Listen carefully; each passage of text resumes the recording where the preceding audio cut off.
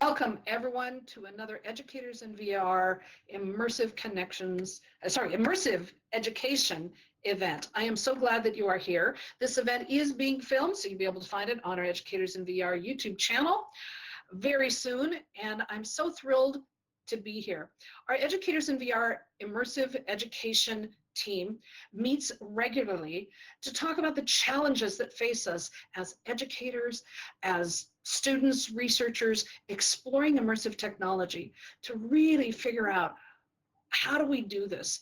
How does it change from a real world experience and make that transition into the virtual experience? How do we connect with people? How do we work together? How do we collaborate? What does interactive really mean? All of these things are so important for us to talk about and to understand, and how lucky we are to have this very unique and amazing expert here.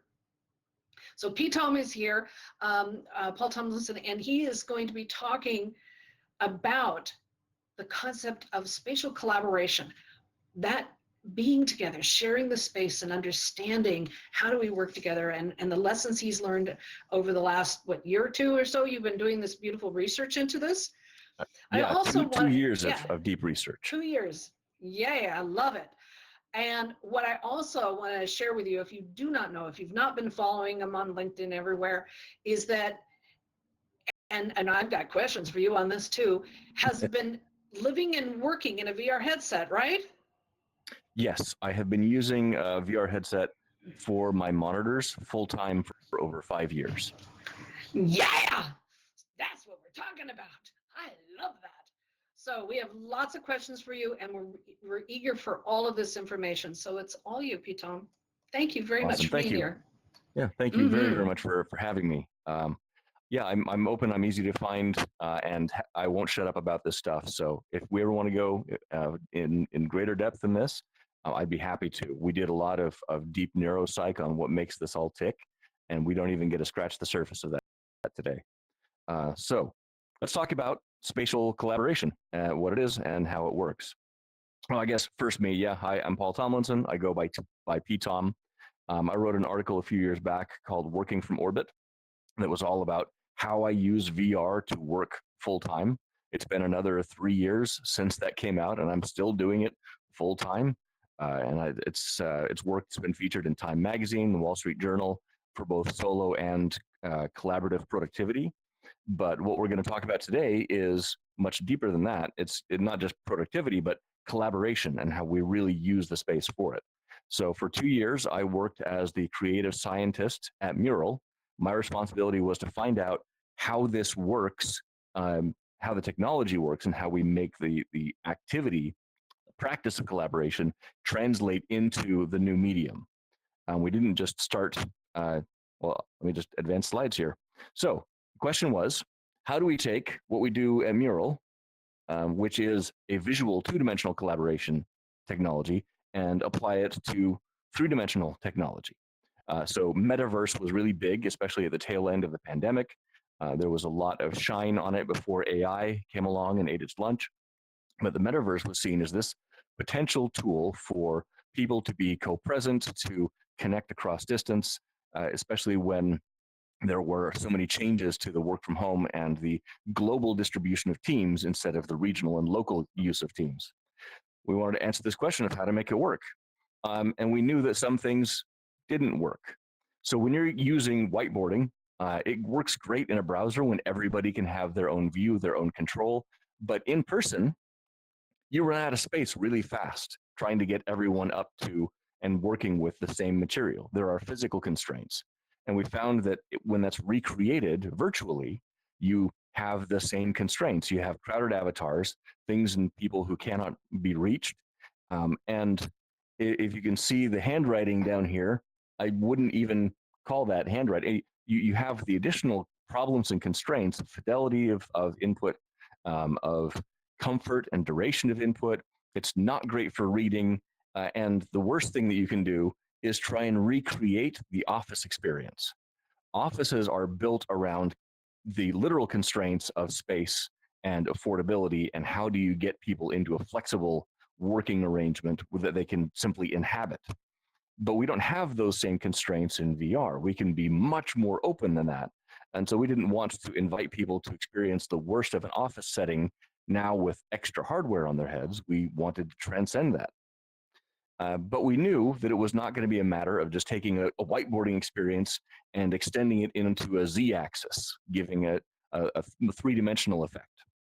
So Noda is really good for small forms of visualization and networking, but this kind of interface becomes really cluttered very quickly. It's exceptional for storytelling and for brainstorming, but it's not good for storing data and for referencing it later. You have to have the storyteller there to interpret it, or you have to have experienced it yourself and come up with a new common spatial language for that project, for that exercise, for that activity. It doesn't save you any time. It doesn't enhance your ability as much as it clouds them. And it visually becomes difficult to navigate quickly. So we knew it wasn't just going to be a whiteboard with a z-axis. The question then was, what do we do? How do we take what we did at Mural really well and what VR does really well and find that sweet spot, this nice fuchsia ellipsis in the middle here? What was the thing that would make both of these tick? And we knew that when people used our tool well, the two-dimensional tool, they were using it for facilitation, not just a whiteboard to put content onto, but a guided process that solicited the right kind of input, organized that input, created discussion, and eventually produced action and artifacts at the other end. So it was collaboration with purpose. And we knew that VR was particularly good at co-presence and an embodiment. But we didn't know how an embodied kind of facilitation would work, because most facilitation is built around the constraints of an office environment, the whiteboard, the chairs, the desks, the artifacts that you do and do not have, and safety and OSHA regulations as well. So without those constraints, but with that intent, we wanted to find out what worked in VR.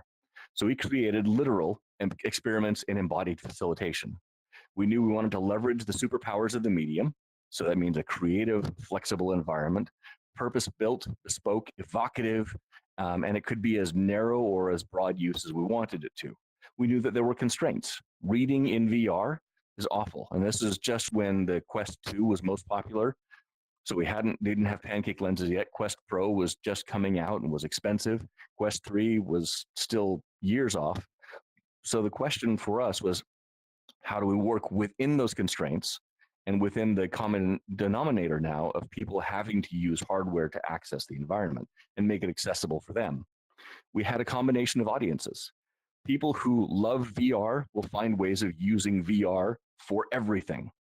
They are the early adopters and they're looking to expand the use cases of this powerful tool because it has made a connection with them. But then we have enterprise dinosaurs, which are people who have an intent for collaboration or for these other purposes and are maybe just starting to test out VR. They don't have the acumen, the experience, the fluidity of VR natives. And we would have to encapsulate or encompass the needs of people who are new to the medium and not just new to our experience. And then outcomes. Whatever we did with this that was going to be facilitation had to have measurable results or real artifacts that were actionable, not just the novelty of the experience itself.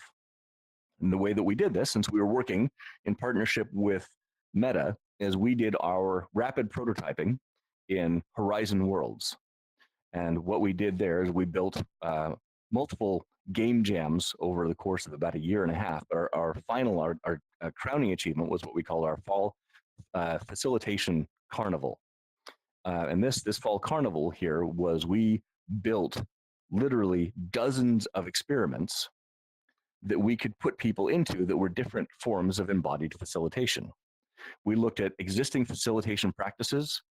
Since Mural had purchased the Luma Institute, it's now the Mural Institute. We had lots of recipes that facilitators typically use, some of them in person, some of them on the whiteboard, and we looked at anything that had a spatial metaphor, a visual metaphor, and we extrapolated that into a literal environment that could be experienced. So we've got the rose thorn bud in an actual rose garden. We've got campfire retrospectives, sailboat retrospectives, icebreakers. We've got thinking caps. We built games out. You can see our Jeopardy takeoff here. Things that we knew people were regularly doing in the application, and we made ways for them to experience that in an embodied context.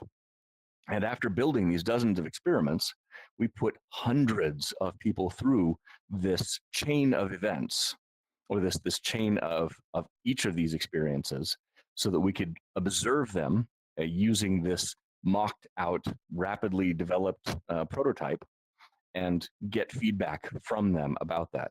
So we had multiple 15-hour days of running back-to-back sessions of different size cohorts through each of our experiments. And the things that we learned, now this is really important. A very young Adam Savage here reminds us that, remember kids, the only difference between screwing around and science is writing it down. So we had to do data collection for it.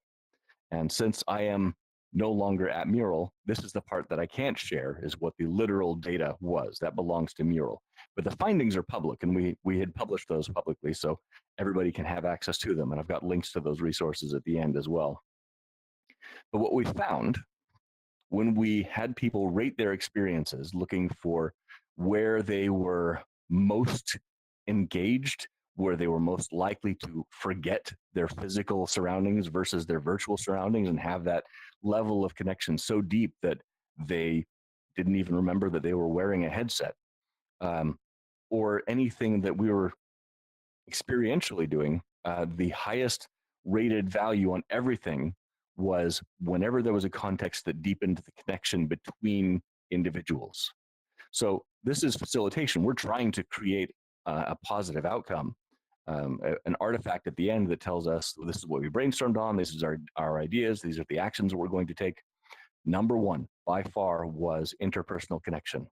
If that was the basis, or something that was featured in the experience, it had the highest positives, the fewest negatives. We even had one that was a 100% positive experiment that we had done. And we looked at the values that were most important there. And one, of course, was authentic presence. How much does a person feel like they are themselves in the space? And then creating rapport and intimacy. So intimacy, in this case, being the closeness between people emotionally, and rapport being the ease of openness with one another. And the way that that happened was by combining curiosity and vulnerability. Anytime you combine curiosity and vulnerability, you have an opportunity to be open and to be sharing and teasing out things that become safe. And we did this both with established teams and with complete strangers who just happened to show up in the same time slot. And the result was always the same. By the end of those experiences, they became a cohort. And this was very important for other areas of creating discovery and engagement in the rest of the activity. So if people find things, discover things, they then share them with other people. They take ownership of the things that they have discovered. They're eager to share, either to take what they've learned and move it out, or to bring other people to that experience. But that ownership, that rapport, would be deepened through that sharing process, and you'd come up with a shared narrative. And I'll touch on that later. But yeah, interpersonal connection, number one. Second was creativity. People needed to be able to express themselves, but in a simplified storytelling, creative kind of way. You'll notice that this is not a runaway set of tools like you would get inside of Vermilion or some kind of a sculpting app. It needed to facilitate the process of communication. So whatever thing that you are doing creatively, you need to be able to use that to express the creativity rather than just to explore it individually. So we had the storytelling, and also equity, not mastery. This was not for high fidelity, and it was not for a competition of who can create the prettiest, whatever it was. This was purely for ease of use. Now, we did have some very involved creative experiences, and people loved them. They were just as polarizing as the interpersonal connection side of things, but that came with a huge problem. They were so engrossing that people shut up. They quit talking to each other and they had what we called this descending silence of absorption as they got so into the thing that they were working on that time itself disappeared. They were completely engrossed, and it was an individual flow state instead of the communal flow state that we wanted. So we had to put limits on the creativity and focus on the expression and the storytelling so that we wouldn't just lose people in the experience. I love losing myself in the creativity of VR, but it was not part of collaboration or facilitation. It wasn't democratic. It was fragmenting. So we had to intentionally pull back from that. Uh, Other activities were some were more polarizing than others, like the game shows. Some people loved them. Other people felt the actual pressure of performance anxiety because it was so embodying and visceral in their reaction to it. So we found a blend of these things so that we could highlight the values. So creativity, as far as it is creative expression and storytelling rather than absorption. And then the last one was the guided experience. This is where you can finally be productive once you have the foundation of people who are connected and creatively expressive. This is what you build on that foundation. You need to have a structured process that you can lead people through, but not one that is prescriptive or limiting. So this is a cairn. Cairns are used as trail markers, especially in open field and open hiking environments where the trail is not otherwise obvious. It allows people to wander, but to still know where they are and to move from one step to the next. The same thing goes for these kind of structured but open processes.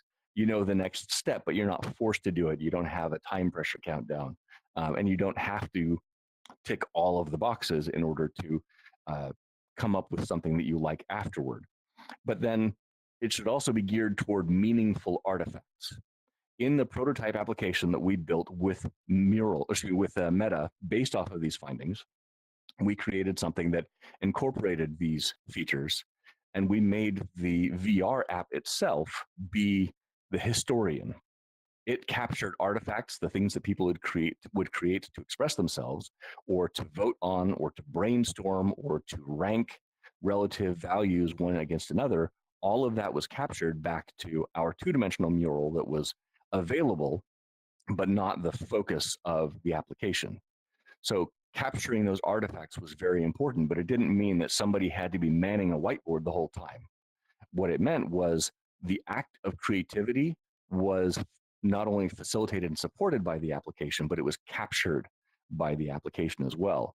People who would run through a 2-day workshop in the app that we built, by the time they were done with that, they would start with a retrospective and a question, voting, exploration of positive reframing statements. So instead of a problem, turning it into an opportunity, brainstorming on the opportunity, looking for actionable values that came out of that. They would then stack rank these things and come out the other end with what we'd call this this priority matrix, which is just a two-dimensional ranking of your impact versus your difficulty. But this was an actionable artifact, and you would run it on 2 days of 90 minutes each, which is about the limit for especially newer users in VR. And you wouldn't have to travel. There was no trying to coordinate around hotels. And those 2 90-minute sessions were as good as a weekend offsite that executives would normally attend. And we put, again, as we were building this application out, we brought lots of different people and cohorts in to experience that application and to experience this interpretation of all of these features, and found that the value, the quality of the artifacts that they were able to produce was as good or better than what they would have ordinarily done in person with one another. So it scored very high on all of these. And let me get to next slide here. All of this has to be facilitated by play. So you want people who are creative or connected, creative, and purposeful, but also playful at the same time. Work in VR does not look like desk work, but in VR. There's a place for doing that kind of solo productivity, but it's not collaborative. But when you have people who are playful, who have the opportunity to move around in the environment, and in our case, it took place inside of a wooded kind of in a place, and everyone turned into pyromaniacs or was jumping around and finding things to pelt themselves with. I saw executives of Fortune 100 companies jumping on the furniture and climbing the trees. It was fantastic. But the reasons for this is that play disarms fear. This is a huge part of that interpersonal connection and discovery as well. It levels the playing field amongst everyone who is playing in it. Instead of having a strict striation or hierarchy, it becomes experiential instead of, office life as usual. When you are being playful, it suspends your critic and it gives you permission to experiment. Permission to experiment also means permission to fail, because there's not really a failure. You're just trying out different permutations. And when you have that fast failure to retry loop, that is where you can accelerate the learning process. So it gives you an incredible safety net. Then it deepens rapport because you are playing together. And this is what really matters here, is this shared narrative.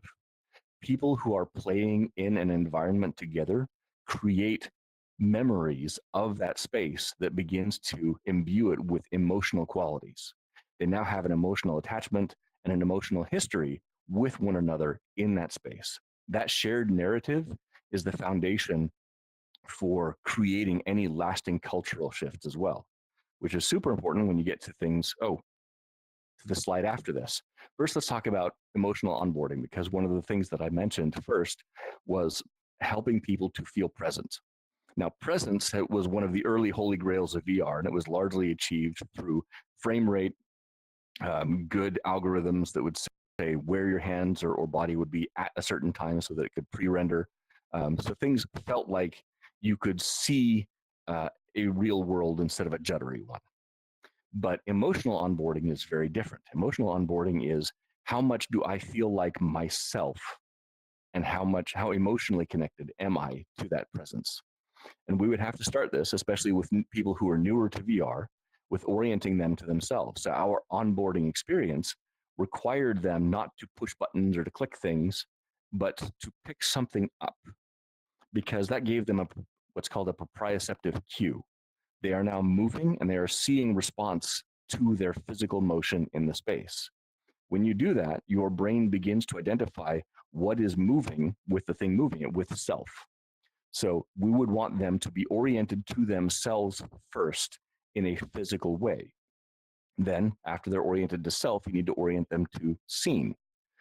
This is becoming where you are, and we would have them use those same physical actions to pick something up, move something to another place, or go from one area of the environment to the next in a simple way, not just to learn skills of locomotion, but begin to see this as a place where the oriented self inhabits. And then the last one was, as they finished the onboarding process, they were connected with the other people in their team. And this is when the avatar starts to fall away and you recognize the voice, the mannerisms, the characteristics, the behaviors of the person on the other side. When that happens, you begin to confer entityhood upon that avatar and say, okay, I don't care that it's a cartoon. This is still coworker X. I know this person. I know Heather. I know Brett. And I just see this as the digital puppet that they are using, but that they are still every bit as present here as I am, which gets us to the final statement of, this is where I am, and these are who I am with. But the I am here with you is the most part of that emotional onboarding. And we did that by using, again, the neuropsychology of proprioceptive cues in the environment. So emotional onboarding, super important, goes way past frame rates and other aspects of VR presence. And then retention. This is where the shared narrative really matters. If you want people to come into your new application and to use that in a purposeful way consistently, it has to mean something to them. And that means creating those memories with other members of their team, with other practitioners, and seeing the discovery, but also becoming familiar with it. The next one is ritual. You have to have a reason for regular practice. We dog fooded our own collaboration app on a super regular basis. We were in there 2 or 3 times a week with a team that was distributed across the globe. We were in at least 4 different countries at all times. We had Ukraine, we had England, we had Italy, we had the US, and no two people were in the same city with it, but we still had 25 people coming in there and using it on a regular basis. And we knew each other in that context. We were using it consistently because spatial memory, knowing who was where, is something that we're wired for. And it made it much easier for us to have effective recall and to more creatively and rapidly explore ideas together. So that's number one for anybody creating a VR app. Dog food it as much as possible. Live in the app, find out its warts, and polish them from the inside. It makes a world of difference. So yeah, ritual, you want regular practice. And cultural is when you begin to have ideals and aspirations that align with what you can accomplish in that space. The cultural transformation happens when you have a reason to come together and to create shared memories. And that's what lasts. So the technology, the features that enable that can kind of fall away at that point. And I'm going to use Engage here as kind of a backhanded compliment to it. Engage is not feature rich. It is missing lots of the best practices that have emerged since its inception, but it has an emphasis on cultivating community and on those communities cultivating experiences together regularly. Engage has managed to survive when so many other bespoke office collaboration type apps have spawned up and fallen over or lost funding because of their emphasis on these exact aspects of retention. There is now a culture of consistent engagement interpersonally in the space, no matter how rough the avatars or the environments. It's not shiny, but it's effective. So resources. This is a time for screenshots, or we can also share out this slide deck. For anybody working on creating something in VR, my number one recommendation is The Extended Mind by Annie Murphy-Paul. Fantastic treatise on how we use not just the in-brain cognitive processes to explore our worlds around us, but the brain was made to help a person navigate social and physical spaces. Those spaces and those people are part of that process. Our body's feedback systems, how we move, where we move, with whom and when, are as much a part of our cognition as anything else. Gestural communication, visual communication, spatial and tactile. This was not written with VR in mind, but it is probably the best treatise for anybody who's working in this space. Number two would be Environmental Storytelling from Don Carson.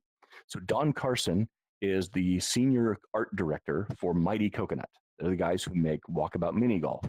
He's also a Disney Imagineer. He used to be an Imagineer full-time.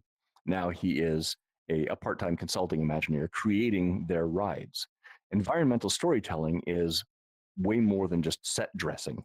It is how to make a space alive and alive with meaning in a way that helps people adopt the psychology ideal for the activity or the interest or the creativity, and it pulls them through the space and makes it memorable. Walkabout Mini Golf itself, the term walkabout comes from Mind Palace navigation and the tools that are used, especially like in Aboriginal societies in Australia, for describing the world and your navigation through it as what's called a song line. So all of the worlds created inside of Walkabout Mini Golf are actually memory palaces. You just don't know it. But they did that in a way that was very engaging and using Disney level tools. And his talk here tells you about the magic behind that process. Everything on his YouTube is well worth it. He also has examples of this in Horizon Worlds that are highly recommended for exploring. Just look for the Museum of Environmental Storytelling in Horizon Worlds and get a look at some of that. And that was created years ago, but it's still every bit as topical. And then we also have this extensive write-up on all of those experiments that we did and what we learned on Mural. This was done by my colleague, Erica Flowers, who helped me to run these experiments. This is deep reading for anybody who wants to look into it, but also highly recommended. And this is a starting point. I also have things on the neuropsychology that makes it all tick, if anybody ever wants to talk for a couple of hours. Yeah, that's it. That is unlocking spatial collaboration in a nutshell. You want people to be connected, creative, and guided through the process as playfully as possible.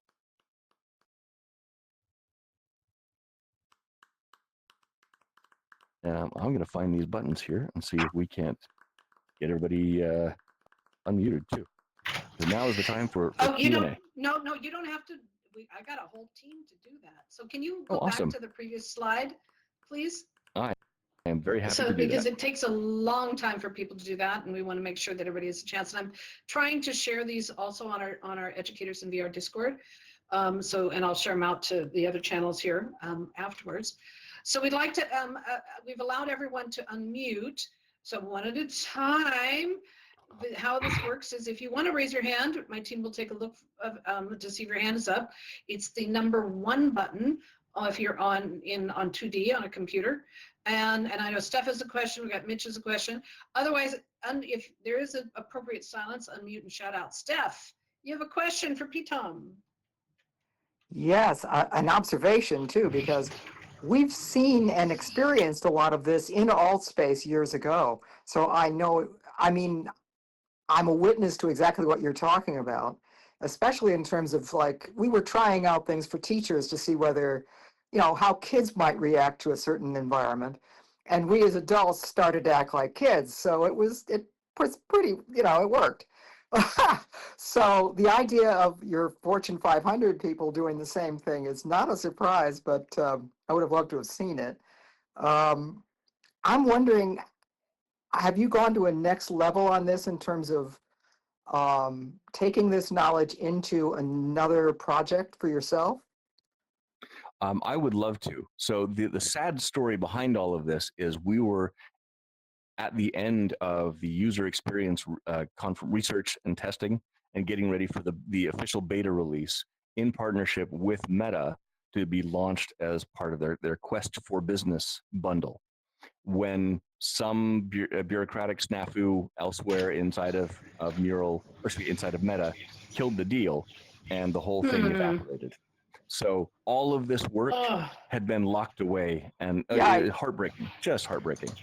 I would love to see it applied as broadly as possible, and part of that is giving talks like this to share these understandings.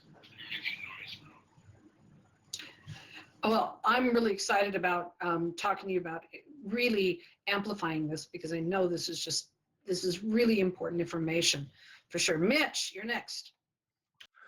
Hey, thanks guys. Thanks, ptom. That was really interesting. And I'll tell you why, because I'm finding myself right at this nexus at the moment. So I have a client who has a enterprise engage account at a university, but there's this issue of like, can't get people to take it up. There's no appetite for it.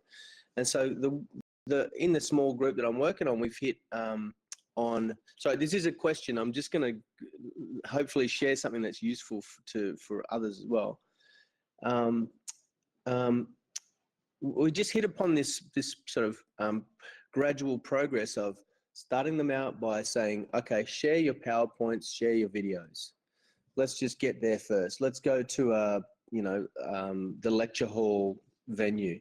And then we'll step them up to, making snapshots or bringing in 3D models or something a bit more elaborate. But do you think that is actually a viable thing to do, or am I kind of wasting my time? Based on what you've showed me here, I have this sort of push and pull in my heart now, whether I'm actually doing the right thing.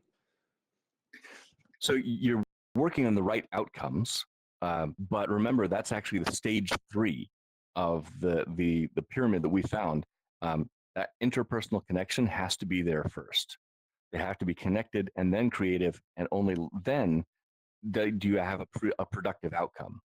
We saw the same thing that you are experiencing. We called it the see it to believe it threshold, and we had people who were deeply skeptical of the process until they put on a headset. That's something that people just have to get past. And that's going to get easier as headsets become smaller, higher fidelity. The Quest 3 and 3S are wonderful in that regard because putting on the headset does not immediately remove you from your environment. You don't have the fear of isolation, and you stay physically grounded in your present surroundings and are able to introduce the content of the experience in a more palatable way. So that's really helpful for non-VR user onboarding is the current generation of mixed reality headsets that can run full depth.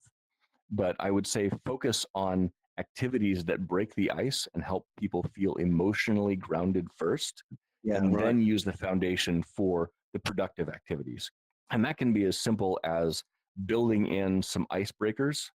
What we had ended up doing, the experiment that I showed here that had kind of a genie in the corner, that one was our biggest icebreaker, where there was a giant imposing genie over a big fire, and people would grab a question from one of the bins, a vendor's stall off to the side, and they would throw it into the fire, and it would give them a personal question that they needed to answer. And you could choose if your question was going to be a soft, a hard one, or an intense one. And it's created all kinds of opportunities for conversation, but also the physical act of grabbing and throwing and navigating deep into that sense of being in the space. The curiosity of what people are going to say next, what question they're going to have, what question I'm going to have, et cetera, et cetera. It goes pretty deep. I wanted to just add a comment that in the sessions that we've done, and we've done plenty with adult students, whenever they've had the ability to pick up things and manipulate things, move them around, it's so simple. But as soon as you said that in your presentation, I thought, that's exactly what I've experienced, is that it's very sticky when people see it in their hand, or even if they're on 2D and they figure out how to pick it up with the mouse, it's very sticky because they, I didn't realize it was related to proprioception, but it definitely is, and it's so interesting to see that it's borne out in your research as well. And as soon as you pick something up, it's just a rock, but now it's my rock. It changes everything. And when you can combine that with play and discovery, and then play doesn't have to look like play. It doesn't have to look like shenanigans. It really just needs to look like open-ended discovery that is a shared experience. Yeah, thanks. So good. Yeah, thanks, Mitch.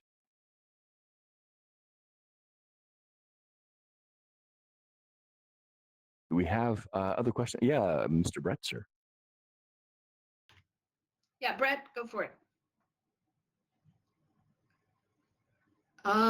We can't hear you. Is that me? Unmute. Oh, are you? Yeah, are you unmuted? M is mute and unmute if you're on a computer. Looks like you're unmuted, but check that microphone. I think he's on a headset. He was able to raise an arm. Well, no, that was the 2D raise. All right, so while he's checking his audio, other question. Yeah, I might have to re-enter. Okay.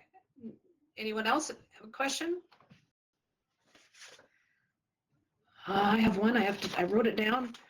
I took so many notes. So it's going to take me a second here to find. Okay. I'm going to talk about. I'd like to ask you more about the fragmentation process that you were talking about how, because we know that there's less recidivism when we're teaching, especially in VR using it. The students are so hungry for it, but go on and please tell us more about the fragmentation issues, because I think that's really important for us to better understand. So you're talking about the fragmentation during the creativity or the retention? Yeah. Well, it was during the creativity, because they kind of go hand in hand. If you have too much fragmentation of it, they get lost in it. You're going to lose people. You're going to absolutely lose people. And so for me, it's hard for me to separate those really nice and cleanly. But yeah, that's it. Yeah. So the fragmentation, the descending absorption that people would get stuck in was any time that their focus was more to the activity than to the objective or to the other people. So we found the safest way of working with that was still to have creativity, but with guardrails. So in our final implementation, anybody could, we had a range of interactive objects that were fairly simple in nature. And the creativity was how you recombined the simple things rather than how much you can create with fidelity. VR chat is a really good example of this. They have art worlds with deep tools, but the easiest and most expressive things are simple primitive objects. So blocks of a various type, so blocks, spheres, triangles, not even physics or interactables unless that's part of the necessary experience. But being able to put a thing in space is very meaningful. You don't have to draw or write or do anything beyond have a thing. So this is similar to spatial mnemonics that are even used in something like sign language. So all sign languages, regardless of the physical language or the spoken language that they might be related to, so English Sign Language, British Sign Language, etc., have what are called spatial pronouns. When you introduce a person in conversation, a person that you're talking about who is not present, you would sign out their name and you would stick them in a place. You would then later on in the conversation, instead of saying he, she, them, they, you would just point to the space, this space person, because you have now created a meaningful space. So, oh, she's going to miss part of my answer. So the important part of the creativity of low fidelity, high expression creativity is that the objects and items that you are working with are afforded meaning. And when they take on that meaning, it becomes shared meaning that others can then rally around or build on. Can I ask you a little follow-on from that? Yeah. Is it worth your while then to go and build a kind of a set of starters? You know, like if you talk about icebreakers, right? Well, this is sort of like an entree to how to go forward in the creative, you know, the mini creative process. Because what I've been toying with is this idea of things that people are really used to using, like PowerPoint or now AI image generators, and then somehow sort of fast tracking them into, they become objects rather than just flats. And I just I feel like I'm going down a path where I know there's some value in it, but again, I'm sort of doing it somewhat blindly. Not really. I've done my research and I've done my time with lots of people in the metaverse, but I wonder if there's value in it, and curious to know your thoughts on it. Yeah, well, I can give you a short circuit that will jump you a light year ahead very quickly. So Lego Serious Play is definitely worth looking at. They have the tools and mechanisms required for guiding people through the creative expressive process with limited range and fidelity. But if you want to combine that with an icebreaker, I would say people need simple primitive objects that they can manipulate, whether that's creating a small note or a block of some kind, and an objective, ideally an objective that they cannot accomplish alone, something that requires them to be creative in their teamwork with other people. That could be solving a puzzle, it could be any kind of prerequisite. But one of the things that we had, since Mural makes a whiteboard, we did have sticky notes. We did not encourage their use as anything other than a simple creative or expressive artifact. We weren't in there doing whiteboarding exercises, but it was nice to be able to hang a note in space. You could change the color of these things. So somebody took the notes and they would build little forts out of them in space and then hide in the fort. Or they would use the multicolored. After one meeting, somebody actually created a Twister board during the meeting. And we tried to play Twister in VR using the colored squares and a die that somebody could roll. And it was silly and it was pointless, and it built a story that I'm telling you about a year later because it was memorable, using, again, simple expressive artifacts. So they need the ability to manipulate the environment, not the whole environment, just selective portions of it, and ideally something that they cannot accomplish alone. That will force them to be physically present, manipulating the space with others and making something, hopefully, in a playful manner at the same time. Yeah, great answer. Thanks, ptom. Yeah, you're very welcome. And Steph, you had something too. is this something like gamification of education? Can this be used to, does one use that creative process and make the curriculum a set of spatial objects as opposed to a whiteboard or a presentation like you just gave? Yeah, absolutely. So this is a good presentational format. This is not a good collaborative format. If you want collaborative, you don't want it to look like four walls, fluorescent lights, desks, chalkboard. Get as far from that as you possibly can. But I'd say more than gamification. So gamification typically refers to the process of creating rewards around an objective so that people have that kind of dopamine drip and feedback toward that. I would recommend a different term and a book by the same name called Game Storming, which looks at the theory of how games are used to create a space of play, which means permission for experimentation that has limited sets of rules that people enter, explore, converge, and then have their decided outcome. But all of the interior aspect of that is guided by rules contingent for the space that people voluntarily enter. So game storming, I would say, is really worthwhile look at how to adapt any learning or creative or productive process into something that doesn't look like whiteboards and text input. Thanks, ptom. I finally got a mic. Your audio works. Yay, you got it working. Yay. Yeah, Nothing like can that. I ask my Yay. question, or? Yeah. Go for it. So the question I have, first of all, awesome to see this. I actually didn't know some of the pieces, the answer to the question around, or the note that you just said about sign language and the way we put a person into the physical space or into the virtual space that we're playing with as our story. And as an Italian, I'm like, oh yeah, I do that all the time. Like, here's one person over here and here's another person over here. And I kind of use these spaces with my own gestures. I've got maybe a two-part question. One is similar to what Mitch was talking about in terms of currently AI to image is flat. And I'm very interested in the moment when we start to get to manifest things with our language into 3D space. So that's a one part. I'm curious about what you have to say about that. The other part that's connected to it is I'm very interested in the workflows that go from, Gravity Sketch into Engage. Like, how do we make this more seamless so that we're not having to go, okay, everybody leave, we're going to go to Shapes XR and we're going to do an exercise. Okay, everybody leave that now and we're going to come back and we're going to look, like, it's painful to go in and out of different applications where that stuff should just be uniform all across the board. So would love to give you an opportunity to talk about either of those pieces. Well, to your first one, I'm excited for that too. We're not there yet, but many people are working on it. It used to be you could just like voice search Google's object library and use that to say, I need a gorilla, and poof, you would have a gorilla. But they've discontinued that.